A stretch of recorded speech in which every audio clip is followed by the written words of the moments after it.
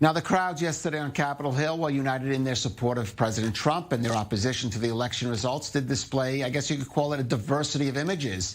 U.S. flags next to Confederate banners, bikers in MAGA hats alongside what looked like hipster Vikings, neo-Nazis with shirts embossed with Camp Auschwitz and SMWE, apparently meaning 6 million wasn't enough. No need to explain that. And also, has been noted, a couple of Israeli flags. Well, earlier I spoke with Dr. Eran Lerman, vice president at the Jerusalem Institute for Strategic Studies and a former official of Israel's National Security Council. About that, this is what he had to say. I'm not even sure these were Jewish people.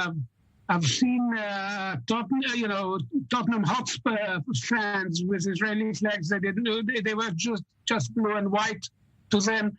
In this case, it could be radical evangelicals who think Trump is the Messiah and are using the Israeli flag as a prop.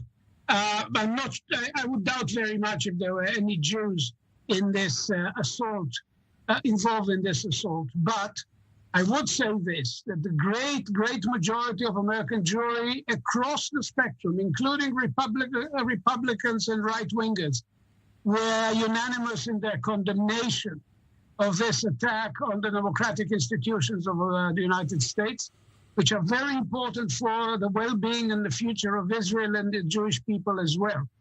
And I felt very strongly that Israel at this point, and the Prime Minister did as much in his moment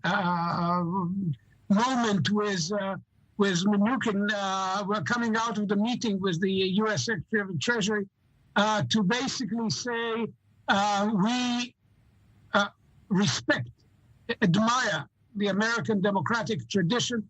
This assault, or rampage, as the Prime Minister called it, was a despicable act, and we clearly have to signal our distance from that kind of disruption in American life, which is dangerous to all of us.